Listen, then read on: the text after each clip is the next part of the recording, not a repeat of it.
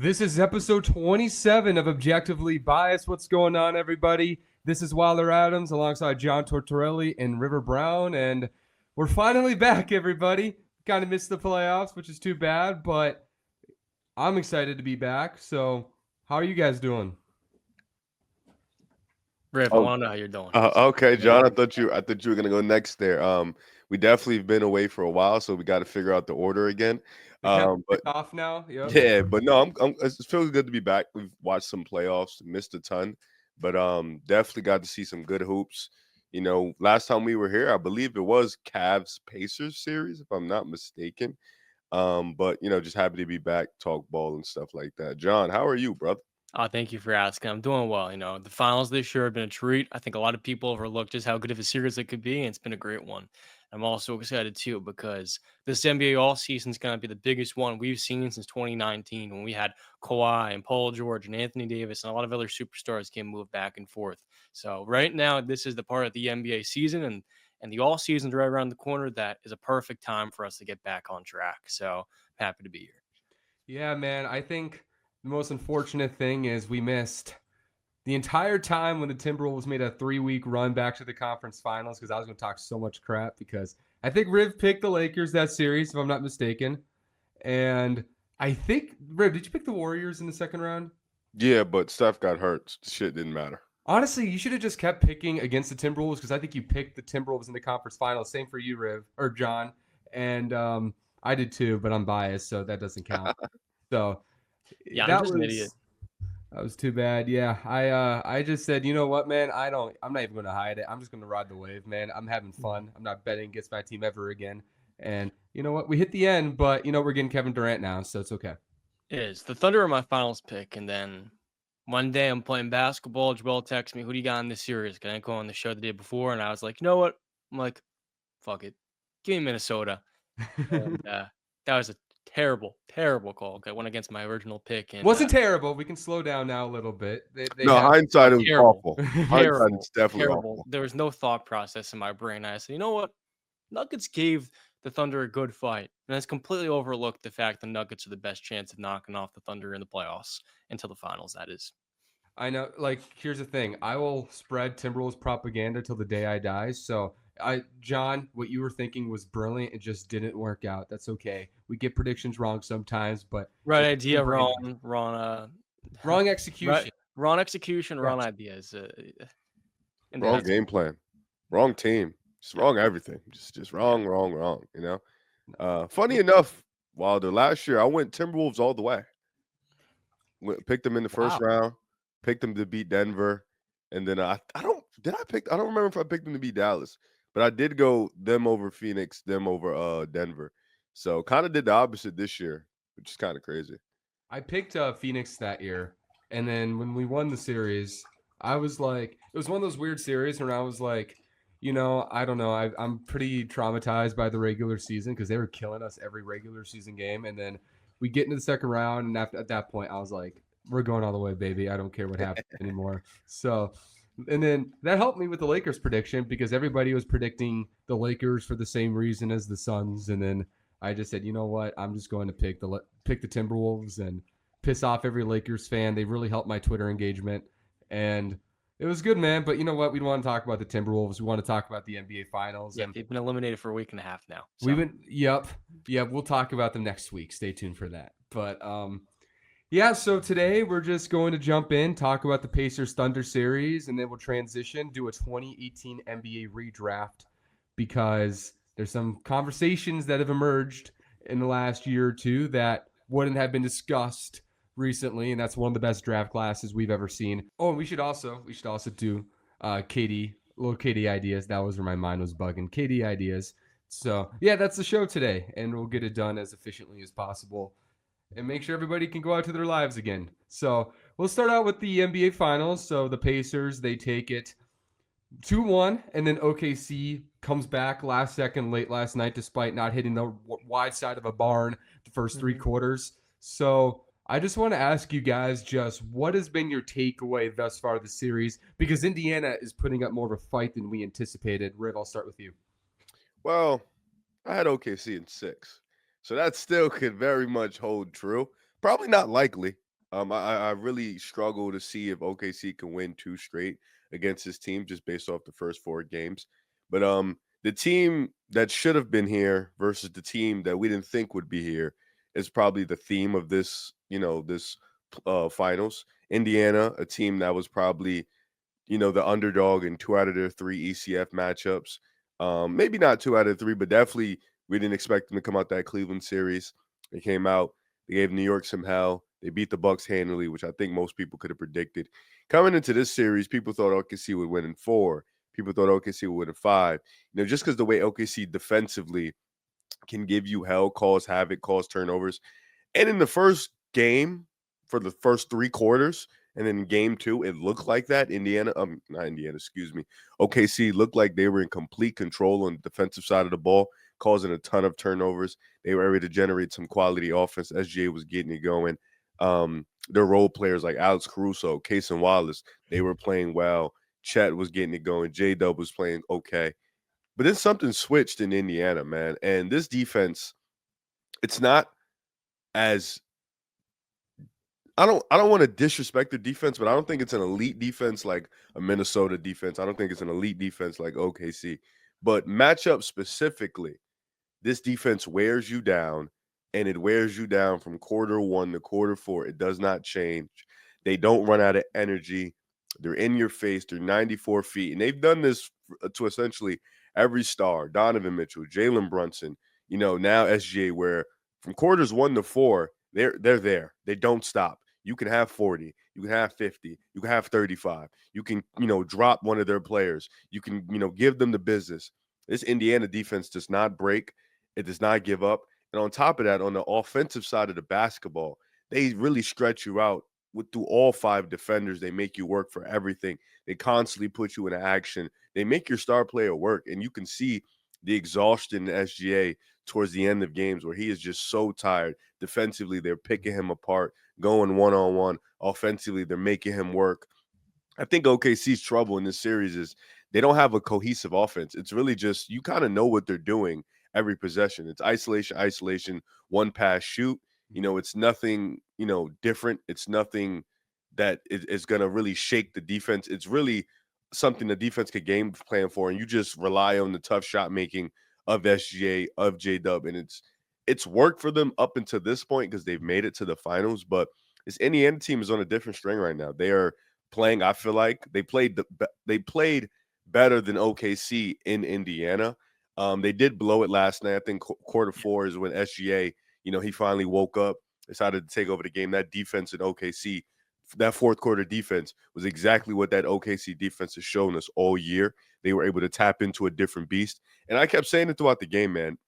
OKC is one run away from pulling this game away. Whether it's going to come last minute, come early, it may not even come. But if it does come, they are one run away because I felt like Indiana was up, but they couldn't really pull away. They was always in striking distance. OKC kept hanging around, and it just felt like at some point, if Indiana doesn't blow this game away, OKC can get back in it. That's what they did in the fourth quarter. Going back home, you would think OKC has the home advantage, but both teams have won on the road. OKC being the team that kind of choked it away at game one. But this is kind of how Indiana series have gone for the most part. The team chokes it away game one. Indiana loses game two. Then they usually knock their two at home, but this time they split it. I'm expecting because I don't see an adjustment OKC can make. This is their offense. This has been their offense all year, and they didn't hit the three ball particularly well. But you don't expect anybody on their team that's to be knockdown shooters for the most part. These are very up and down shooters, anyways, and they're not playing a ton of guys. Indiana trusts in their 10-man rotation. They trust in their depth. They're a team that doesn't run out of stamina. They're on your face all the time. So with OKC, I don't see too many adjustments. It's just really how can you make offense a lot easier? Because I feel like this Indiana defense is playing better defenses than this OKC defense right now. It's a really interesting series for a couple different reasons. I felt like, much like you, Riv, Indiana blew that game last night at home. That was an opportunity to take a 3-1 lead in the series going back to Oklahoma City. And for the most part of yesterday's game, it felt like it was right there for the taking for the Thunder. They had 1 3-point make in the first half. And for the most part of that game, Indiana was in complete control, getting pretty good quality looks. And with the way that Tyrese Halliburton came out very aggressive early on, even if the shot quality and some of the turnovers weren't ideal, they're apropos for Halliburton, it felt like when he comes out at that level of aggression and you're still getting quality play from the bench players like Obi Toppin, that was a game which decided this series for me. I felt like for Oklahoma City, with the way that Alex Caruso was put off the bench, it's given them that spark. But it's a double whammy because he's the only player they can trust right now coming off that bench. I've never And seen that guy miss in my life.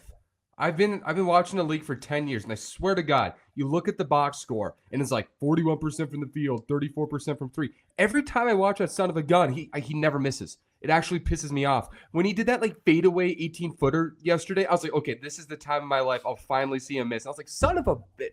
I was so pissed off by that.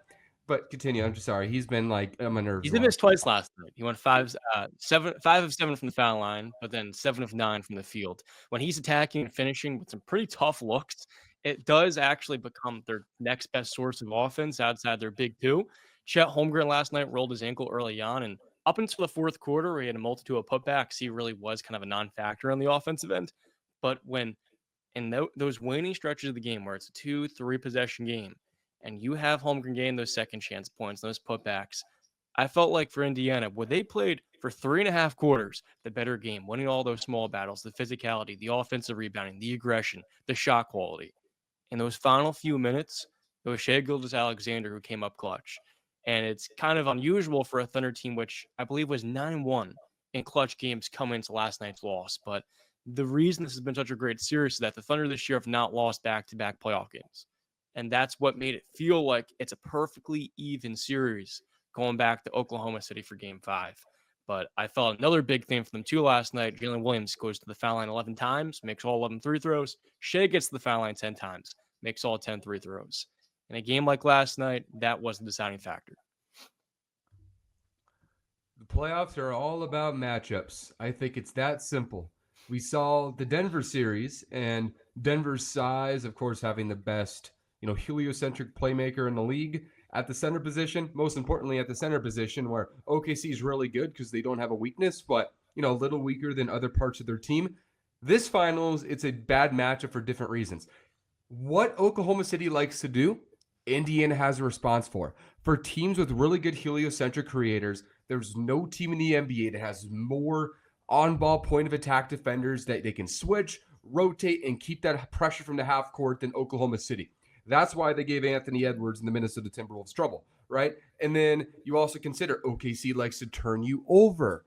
They like to force turnovers. They like to win the turnover battle because it kind of makes up for a relatively okay, not great rebounding team.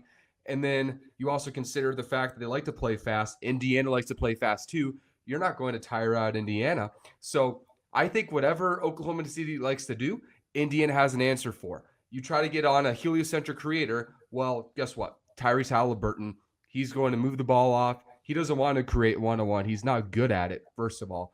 And then Pascal Siakam, Andrew Nembhard, Benedict Mathurin, they have all these options. And I think we've seen periodically Indiana liking to match up with what Oklahoma City likes to do.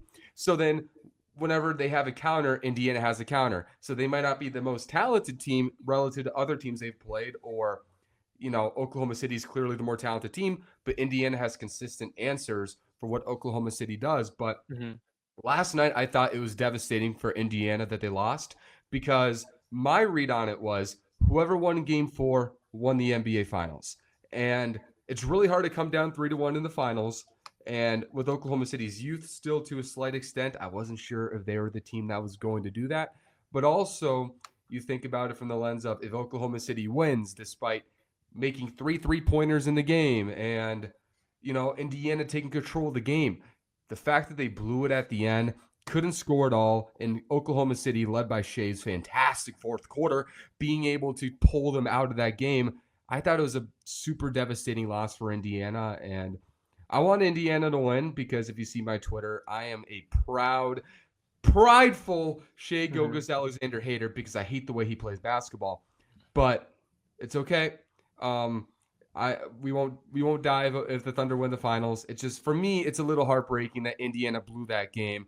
And not to blame one person, but Benedict Mathurin might have had the most disastrous final minutes of basketball I've ever seen, missing 3 straight free throws and 2 of the stupidest fouls I've ever seen, all in like a 55-second stretch. Yeah. That was awful. 44 seconds. After like saving the team, like it was hustle plays that got him to the line, and then he blunders it, and then like one of them he just fell on SGA. It was just like, dude, what are you doing? Like it was so, and it was fresh off a game where he like was one of the reasons they won game, and that was game 3. To have that type of minute, like that type of minute stretch could like leave you like not coming in the game in game 5. Like that's how bad it was. It was so detrimental. And the team, we know Indiana, they're never out of a game. So if you make those 3 free throws, we're talking about you're down 1 point maybe, or you're down just maybe 1 or 2 points. You still have an opportunity to get the ball back. You still have an opportunity to win this game. And Mathurin lights got too bright, man. That's all I can say. Lights got too bright. He has some Kuminga in him, doesn't he? Because Yes. Kuminga, he's like this ultra talented athlete who, in moments when he's feeling that jumper, is absolutely unstoppable offensively. And then he'll have like the most disastrous like mental breakdown 2 minutes you'll ever see in your life. And Mathurin has the 27-point and 22-minute game, which Bill Simmons somehow predicted. And then this game, you see Mathurin. I don't think he was disastrous for the first parts of the game. Really quiet, didn't take a lot of shots. But then at the end of the game, I mean, an 80% free throw shooter missing 3 straight when it's a 2-possession game. That's detrimental, and that's really hard to trust, going Absolutely. forward. That's a mental breakdown. There's no other way to put it. Well said. Mathurin, for the majority of this postseason, we've known what we're getting. It's a completely different thing night to night, but he's going to be a spark plug. And before I get to the fourth quarter, I do want to highlight this postseason. He's averaging 11 points on 6 shot attempts because of how much he's been gaining the foul line, how much contact he's been able to draw. And when you get to that spot, you got to be able to capitalize. And like I said before, OKC's 2 best players go perfect, 21 of 21 at the foul line. And those winning minutes of the game where they're up by 7 going in the fourth quarter, it's those 3 throws. And Shai in the fourth quarter is 15 points on 6 shot attempts. And the Pacers had 17. So when you look at Oklahoma City being able to dictate the tempo in that part of the game, they're winning on the glass. Chet Holmgren finished it with 4 offensive rebounds. 3 of those were in the fourth quarter. It sounds kind of cliche to say, but it's those moments which do kind of define who ends up winning this series at the end of the day. And you can highlight for Oklahoma City that they're a more talented team, but when you look at the quality play off the bench, Obi Toppin playing as well as he has in both ends, TJ McConnell bringing as much ball pressure and playmaking off the bench, and then guys like Benedict Mathurin, who have all been contributing for the majority of the series, it doesn't feel like there's a talent disparity to me between these 2 teams. I feel like Indiana has the capability to go into these games, and they've been able to control it for the most part. And like you said, Riff, in Indiana, they've been the better team clearly. So Yeah, I feel like. I'm sorry, John. No, you're good. Cut you off. I was done. Oh yeah, I feel like that's a testament to Rick Carlisle, man. Because I feel like what people love to say, and it's true. It's 2 things can be true. Tyrese Halliburton is the engine, is the leader of this train. He is the leader of this train. But I feel like Rick Carlisle built this train, man. I feel like we don't see the constant, the constant efforts, the constant commitment to just getting all these guys in these actions, getting all these guys these buckets, and the constant, involvement of these other players without a Rick Carlisle system. And we can date back to when he did it with the Dallas team in 2011. Guys from J.J. Barrier to Deshaun Stevenson to Jason Kidd. I don't even know if I said JJ name right, but you know who I'm talking about. Brandon Hayward, of course, the star player in Dirk. He's going to forever get the credit because come down the stretch, we know who's getting the ball. We know who's going to handle that. But role players stepping up when they knew to. And I think this team is a perfect idea of that, where you have Nembhard, who had a struggling, regular season. You had Neesmith, who's a good role player, but you didn't see this in the playoffs. You had Mathurin, who, has had an up and down career for the most part. He also was dealing with injuries in his career. Then you have guys like TJ McConnell, who, he's a 6-foot guard with a negative wingspan. He shouldn't be doing what he's doing. Then you have guys like Miles Turner, who's not the best rim protector, but has given you quality defense for the most part. Rick Carlisle has been able to just get the best out of his guys, and I think he's built the perfect ecosystem for this team. And there's been moments where Halliburton isn't the guy who's getting the ball down the stretch. Just guys like Siakam. It's guys like Nemhart who's making big plays. They're running off the ball screens for Aaron Nesmith to hit 5 straight threes, to get them back in games. They're doing things like that where Matherin's now, he's getting involved. He's hitting big shots. Obi Toppin is getting these passes, these zip passes to the corner. He's hitting big shots. He's getting offensive rebounds. It's just been a team effort. And of course, Halliburton's the best player. But, from 1 to 9, these guys they're a perfect team. If Rick Carlisle wins a championship this year, he's going to get into some nasty coach conversations because he wins 2 titles that his team, let's just be honest, wasn't supposed to win, right? Because they took out in 2011, they take out the Kobe and Powell team. They take over, They swept them too. They swept them, and then they go to the finals and they beat LeBron, Wade, and Bosh. Like, they weren't supposed to win that title. Indiana, a lot of people picked them to lose to the Bucks. A lot of people picked them to lose to the Cavs. A lot of people picked them to lose in the conference finals, and then you go to the NBA finals and you beat one of the biggest regular season juggernauts ever. That's coaching, like you guys said, because Halliburton's great. I would say right now he's probably, if there's I want Iguodala player right now in the NBA, that's Halliburton. I want Halliburton taking a wide open shot, maybe over any player in the league right now. So there are some components there, but there's not a superstar on this team. The leading scorer on this team averaged 20 points per game in Pascal Siakam. If Rick Carlisle wins a title this year, number 2, I think he's in like the Eric Spoelstra conversation, man. Oh, right Listen, there. There's nothing nasty about it, James. oh, There's nothing nasty about it. When you Oh. look at his resume, Eric Spoelstra is the best coach in the NBA to me. I think it's a gap. Carlisle's already a Hall of Fame coach. Fact. 10th all-time playoff wins. He's 11th all-time regulation season wins. I And when think you yes. look at his track record dating back to Detroit in 2003, won 50 games his first 2 years as a coach. They were a 32-win team before him. They fire him because of ownership disagreement. He goes to Indiana. They win 61 games. Next year, the Malice of the Palace happens. It prevents them from getting a chance to go back to the conference finals, and potentially they can win the championship that year because the team in Detroit, who they lost the conference finals the year before, ended up winning it all. And after that, the Mavericks brought him in 2007, 2008 to be the one who could turn the tide after Avery Johnson, who can get them over the hump. And he did that within 3.5 years because for the longest time, they couldn't maximize their entire rotation. He did that. And we talk about 2011 because it's the most improbable finals run I think we've seen. When you look at their path to getting there, even the Blazers in round 1 were a tough foe. The Thunder in the 3rd round.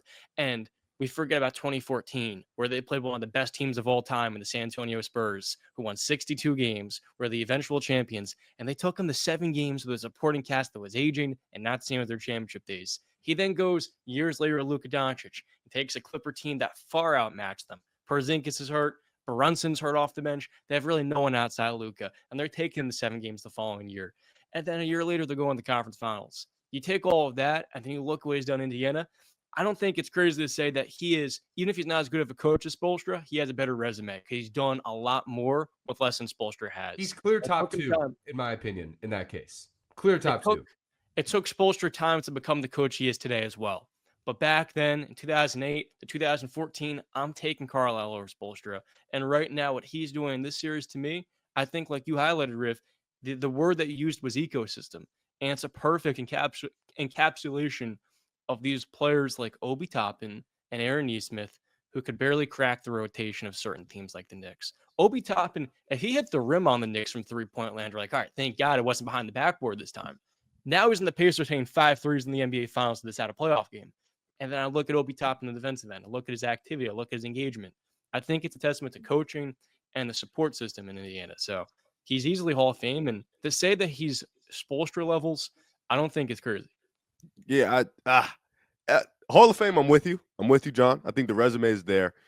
I think when you're talking X's and O's, man, I just think Spo is above and beyond the best in the league. I think he's the best coach of that. You're talking about Obi Toppin and stuff like that. I look at what Spo has done with guys like Duncan Robinson, Davion Mitchell, Gabe Vincent, even Tyler Herro, Bam Adebayo to a degree. Obviously, there were lottery picks, but still. Hayward Highsmith. Hayward Highsmith. Jaime Jaquez for a year. I think what he's been able to do in his back end of his career, Miami Heat, 8th seed, Jimmy Butler, just them being a number 1 seed in their team. We can all admit that Heat team probably wasn't that talented to be a 1 seed. Kind of similar a similar style to Carlisle, and just getting the best out of his guys. Yeah. But yeah, listen, when you win a championship, regardless of who it is, you're gonna like Wilder mentioned, you're gonna get put in different conversations, and Carlisle has the resume, so I don't hate it. I just think Spo is just comfortably the best coach in the league. That's just my opinion. But like when you consider Carlisle, he's doing the very similar things that Eric Spoelstra does. Like you mentioned, he's getting the best out of young players. He's defying odds. And if he wins this title, he's defied odds in ways we have not seen since the '04 Pistons and beyond. Because this Pacers team is a roster of castaways. Halliburton gets traded from Sacramento, right? By the way, Sacramento, you could use a point guard right now, but they trade away Halliburton. Siakam was a late first-round pick, right? Aaron Nesmith wasn't doing anything in Boston. Obi Toppin was labeled a bust. You just go top to bottom on that roster. Second-round picks, undrafted guys, T.J. McConnell. And it's a team that doesn't have the most individually talented players. I think Halliburton's amazing. He's not individually like mega gifted. If you have him in the 9 to 15 best players in the world, I wouldn't disagree with that, but he's definitely the least talented of those 9 to 15 players in the world because he can't create one-on-one. He can get to a gap and make a shot, but that's your best player. And he's found a way to create this amazing ecosystem to completely maximize these players, and this is not the first time he's done it. This Indiana team went on a surprise run last year. You mentioned the Pistons. You mentioned the Mavericks. I mean, he has the resume that's comparable to Spoelstra. And if you want to pick Spoelstra, I don't disagree. But to say he's not in that tier, because we're mentioning it, amazing ecosystem. He is maximizing the absolute peak of what this team can do. And that's coaching. And I don't know if anybody could do, frankly, any better than what Carlo's doing right now. Yeah, well, The to be ball fair, pressure. I only have one guy in the tier, so it's a very hard specific tier to get in. You probably have Carlisle like right below in tier 2. Yeah, it's like with Top Steve 4. Kerr and shit. So it Well, he's ain't really above a Steve big deal. Kerr. He's above Steve Kerr. I agree. He's above Yes, Steve but Kerr. Give Rick Carlisle Steph Curry, let's bro. He's doing that too. relax. He's doing that too. Let's I didn't think relax. Riv would be this defensive of Steve Kerr. I thought he'd be like, yeah. No, I'm saying yes, but like let's not act like it's just a clearing. Like The Steve best Kerr's still a great players coach. on the last two Eastern representatives were the water boy of the Olympic team that Steve Kerr coached. Okay, all right. So Yeah. listen, yes, he was, but let's also last year the whole East was injured. So let's pump the brakes. Are they injured? I mean, they are injured. Yeah, Riv, Yes. that's true, but they Yes. gave the Celtics a better fight than the Mavericks did in the conference final, and that was with Halliburton missing 2 of the 4 games. Yeah, that's true. That's true. Well, I'm But I saying don't think they get swept if Halliburton misses games 3 and 4. Now, listen, to me, the development of this team on both ends, fair enough. It was a close series with and without Halliburton. The development of this team on the defensive end, they've got top 10 picks out the wazoo who are barely even scratching playing time in this team, like Jarris Walker, because of the player development. Defensively, the ball pressure by McConnell and Nembhard alike, that's something we didn't see nearly as much of last season, and that's become a defining characteristic of this team, which with McConnell, that's always been a mainstay. There was a viral clip of him talking about, I think hustle's a skill. That's what I've been doing my entire career before Carlisle, yes. But on the offensive side of the ball, too, Siakam got to Indiana and immediately became this lights out shooter. He's not great at the foul line, but from 3-point land, he's been so much better than his Toronto days. Miles Turner was on the trade block for it felt like half his career, and he has gotten notably better as a 3-point shooter and offensive He's been on the player. trade block for 3 presidential terms, bro. Practically so. And like you highlighted, it's kind of a team of castaways. Nembhard has, I think he was so NBA ready. He has such a savvy to him that it doesn't matter necessarily who the coach is. His gene, his style play, and his shot making is so rare for a role player to be able to do that.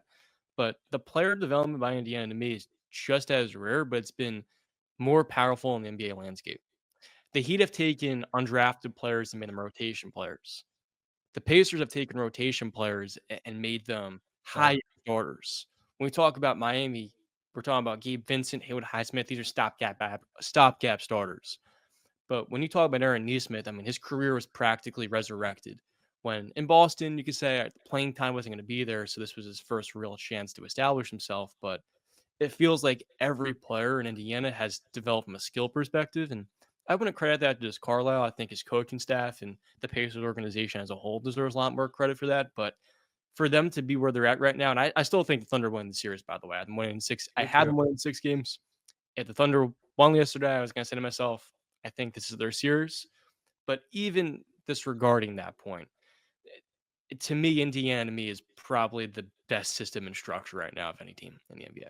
I mean, you just look at what Mark's system and Rick Carlisle's system. Look at the gap. Just look at the difference in how we viewed OKC coming into the series. We thought they were 1-10 deep because of how great they were defensively, and defensively they probably are. But just look at how many guys they lack to do anything on offense. And then look at how Rick Carlisle makes it so much easier for these guys to do something on offense on his end. It's a clear, well, of course, experience. You know, Rick Carlisle's been here for shit forever. Mark hasn't. But on the other end, it's also just knowing what you have and being able to put your guys in positions to succeed. Mark Downell, if that's Mark D, I'm gonna just say Mark D. He's getting lapped right now, which respectfully, it's Rick Carlisle. It's no big slight. He's getting lapped right now. And funny enough, Rick Carlisle lapped probably Spo for 2011 too.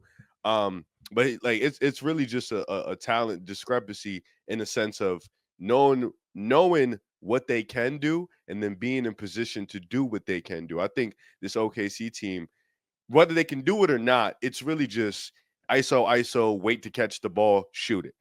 And they're not good shooters. You know, with Indiana, it's backdoor cuts, constant pin down screens, constant dribble penetration. It's a lot of that good stuff that you want to see from a high end offense. You see 4 to 5, 6 passes. Funny enough, Halliburton's the most success is when he's taking like between 1 to 3 dribbles.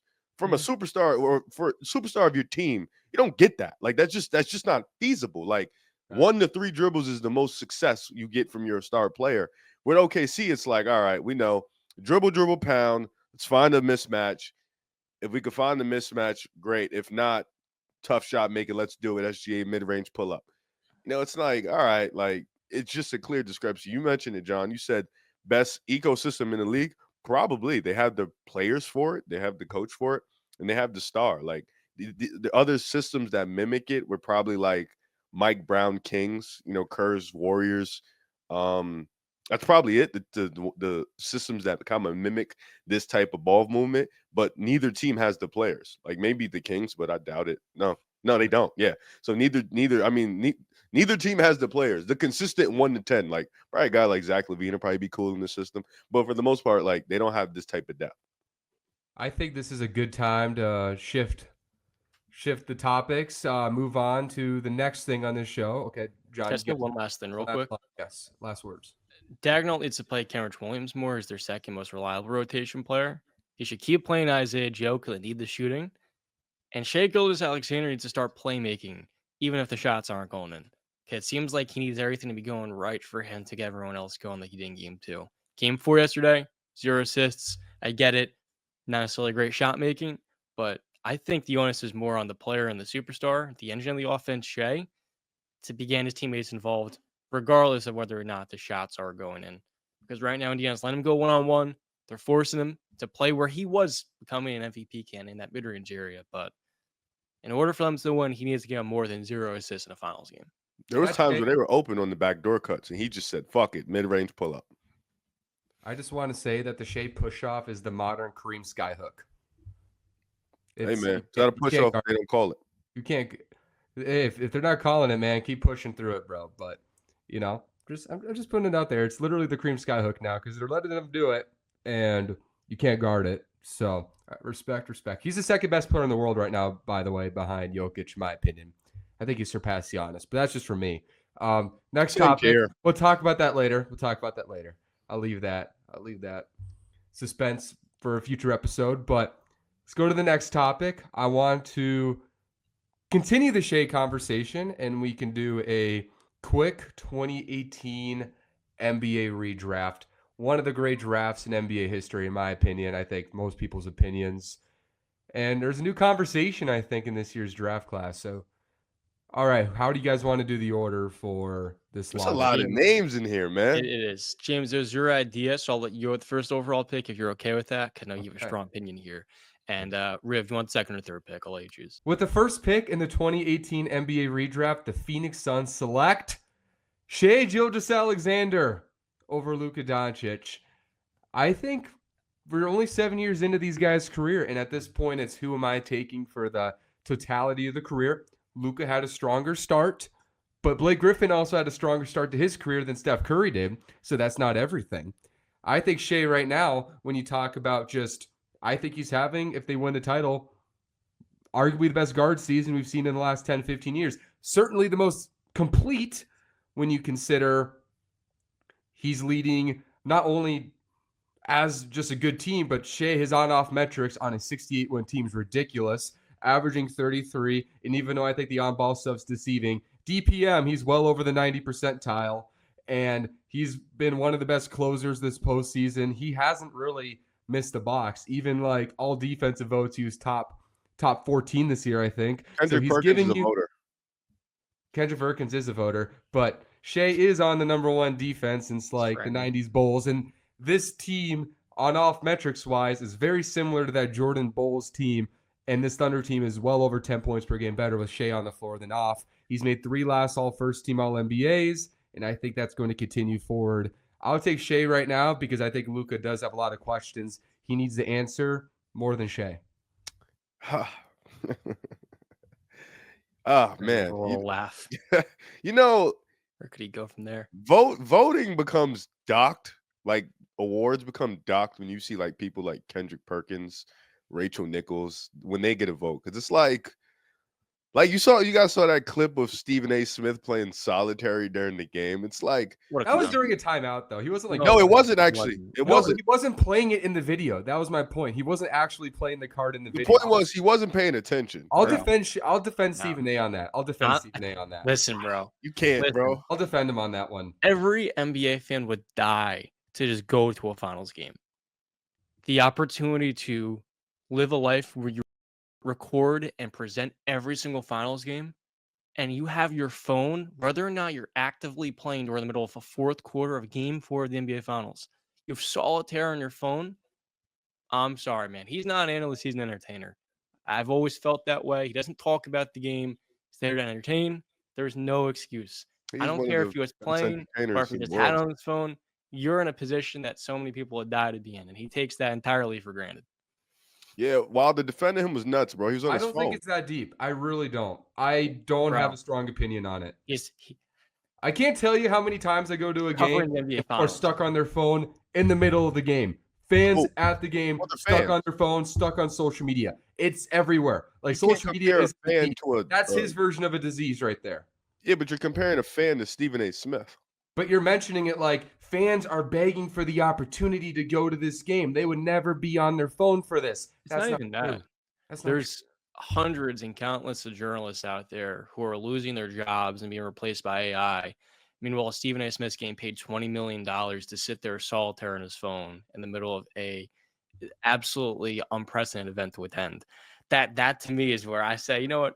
I don't like paying attention or commenting on these stuff because it gives him more attention. I just don't think he deserves it. But as a basketball fan, I think it's a bad look for the league. And it's why over the years, I agree it's a creators bad like look based Kenny, on- they're going to take over the space, and Stephen A, he's going to have less viewership because people don't value what he says. Damn. He is entertaining, though. I will give him credit. One of the best entertainers in our business. With the second pick in the NBA draft, I completely forgot who has the second pick. With the second pick in the NBA draft, the Sacramento Kings will love to take Luka. And listen, man. Wilder, I get it. I get it. Luka had a bad year to his standards. I get it. I do. I really do get it. The weight stuff, the fatigue stuff. He's been injured. He comes in the league. He comes into the season out of shape. I get all that. Trust me. The defense stuff. Whoa.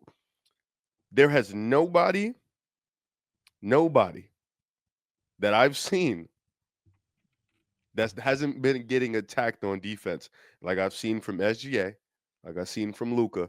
And I'll even use Steph because we're talking about guards that have been at that type of level. So I'll use Steph. All these 3 guys I have watched. I've watched Steph more than anybody on planet Earth.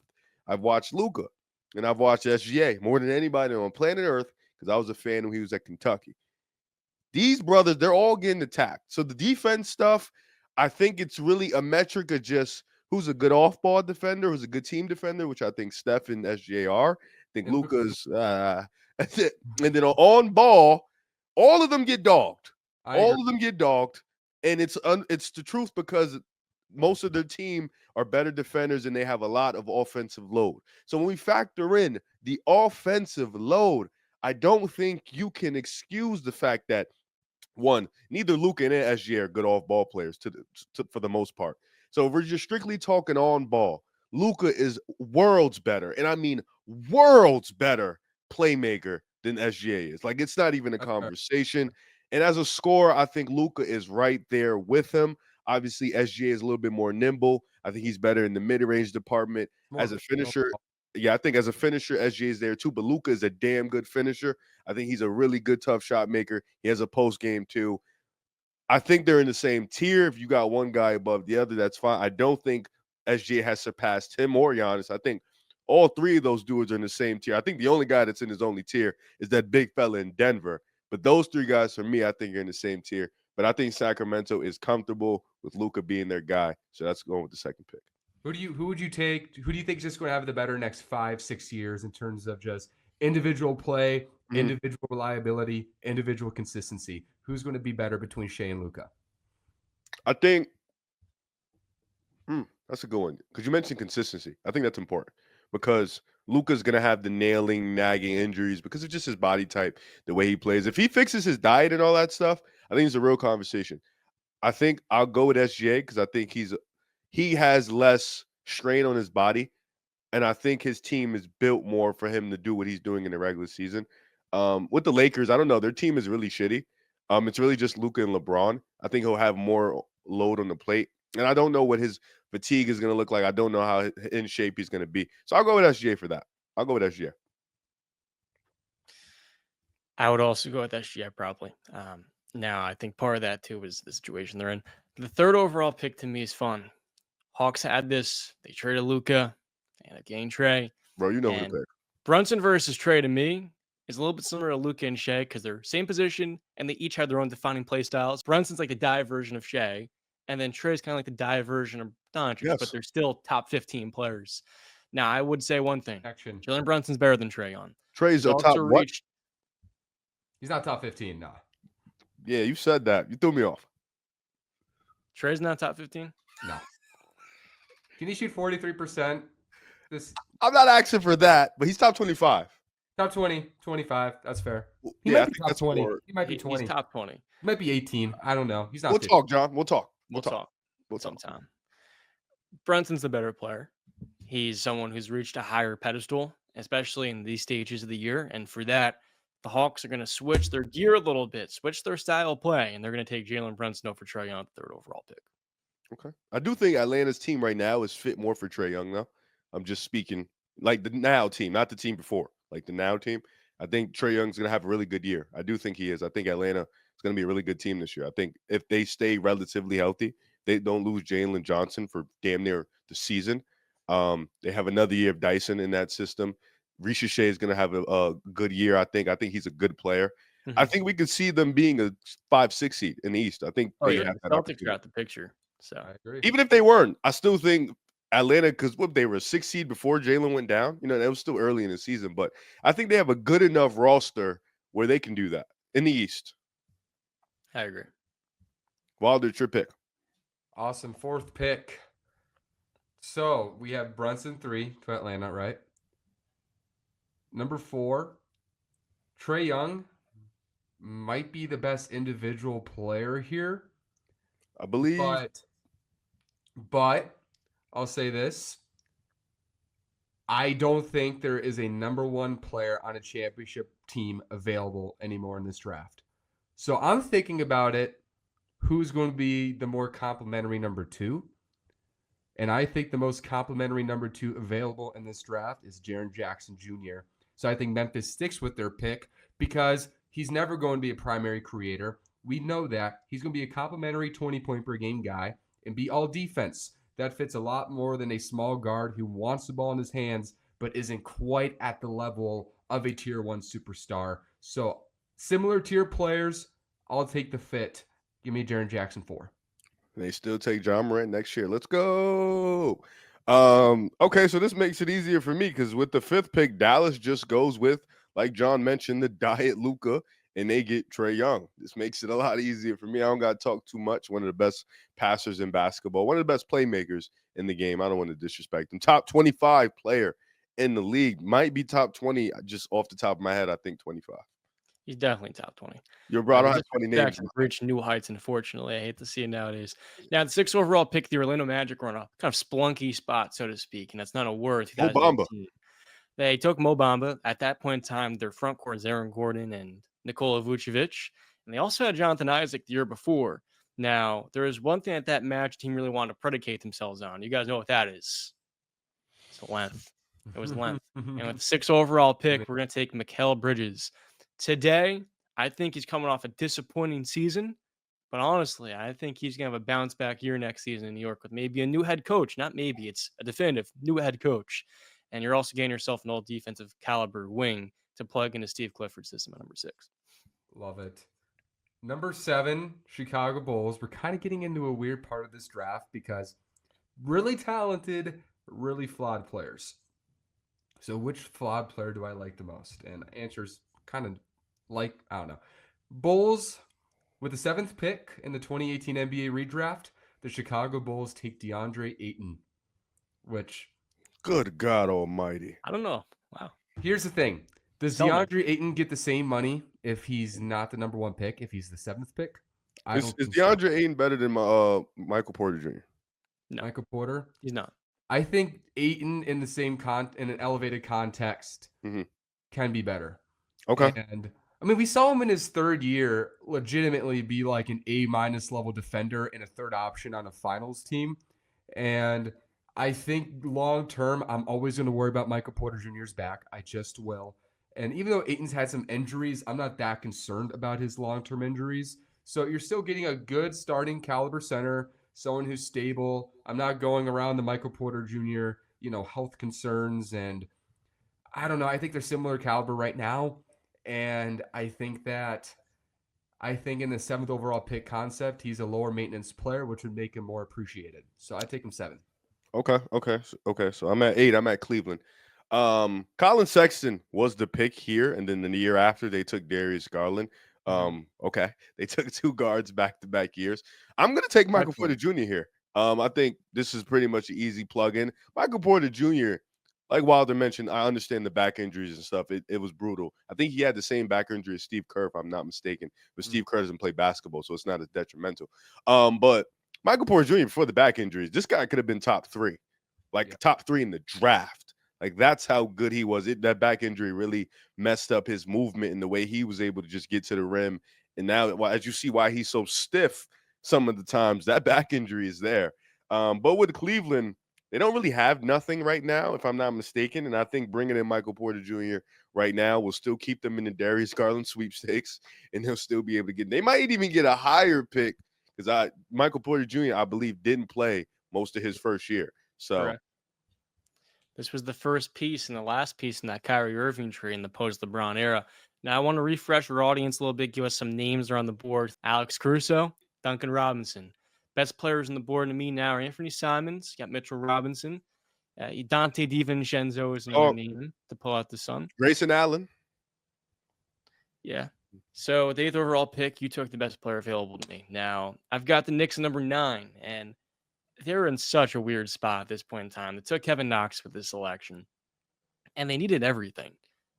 The best player on the board to me is Alex Caruso, but I don't view him as the first building block of a rebuild per se. He's also 23 coming out. I don't care. It got to matter. I just got to put that context out for you. This is a pick where I'm torn between Mitch, Caruso, and Simons. And I think I'm going to stick to my gun here. And Mitch.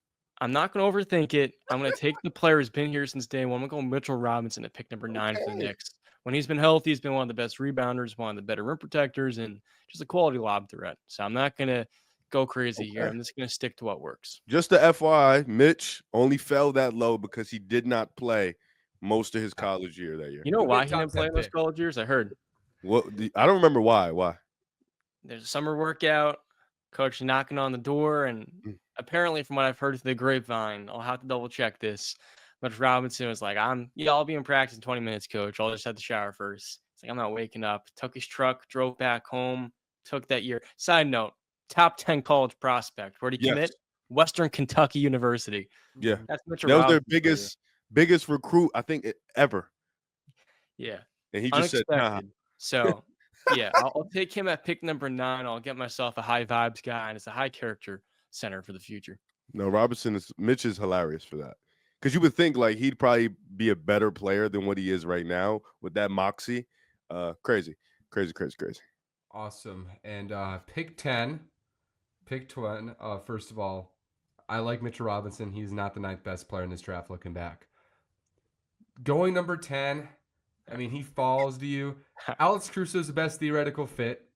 So it's hard. I think the Sixers would love an Alex Caruso. That's what's really hard.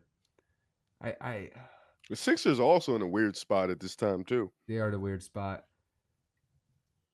I'll lean 10th overall pick. The Philadelphia 76ers select Alex Caruso. I'm doing it. I think Simon should have gone 9 in New York. That would have been my pick.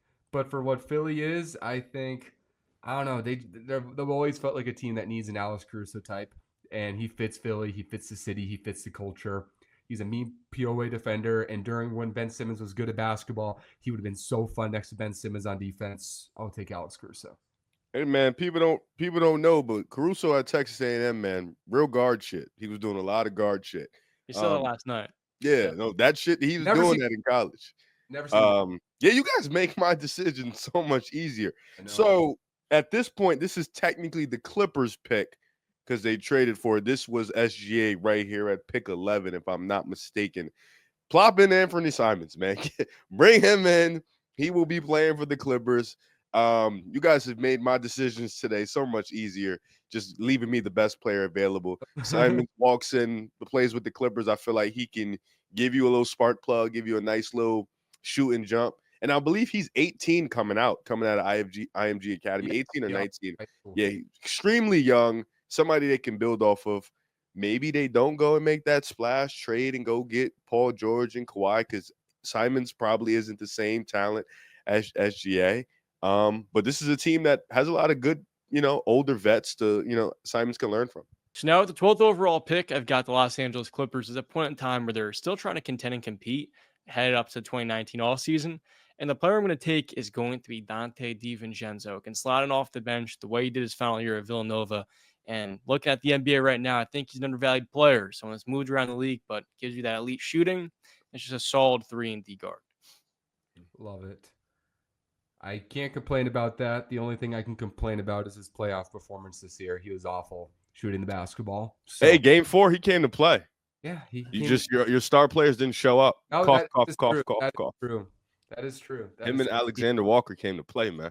Man, that was probably their only game. Because they had the first 2 rounds, they were just awful. Yeah. Awful.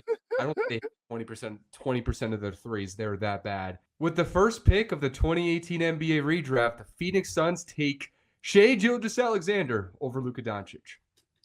And with the second pick in the 2018 redraft, the Dallas Mavericks take Luka Doncic. With the 3rd overall pick in the 2018 redraft, the Atlanta Hawks select Jalen Brunson. With the 4th overall pick, the Memphis Grizzlies bring Jaren Jackson Jr. back home. Oh, it's my turn. Sorry. There we go. With the 5th overall pick in the 2018 redraft, Dallas brings I lied.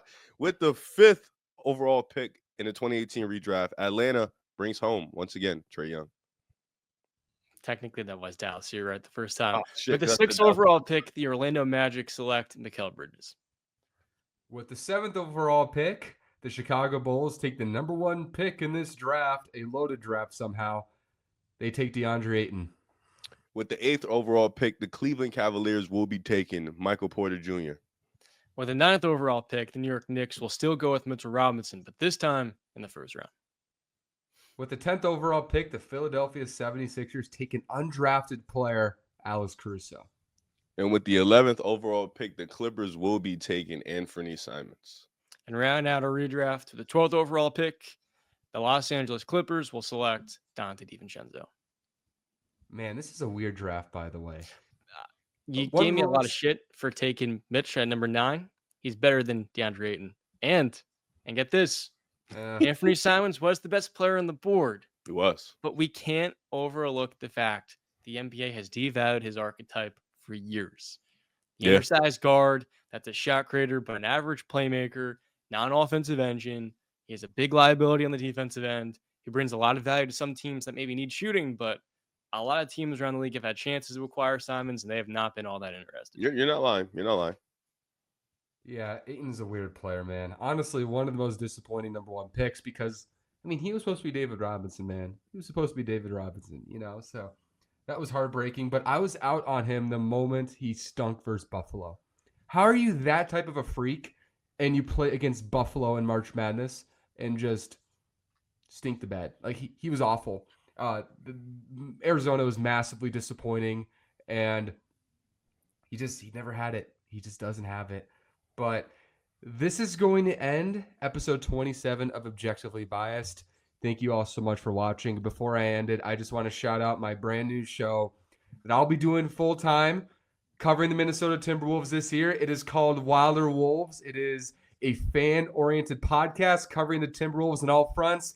Insights, interviews, interactivity, and we're just going to be everywhere. And the fans, we're going to get fans engaged with the show as much as possible. Be a part of the show. Be a part of the community, not just a podcast you listen to people talk to. So we appreciate you all so much, and we'll see you next time.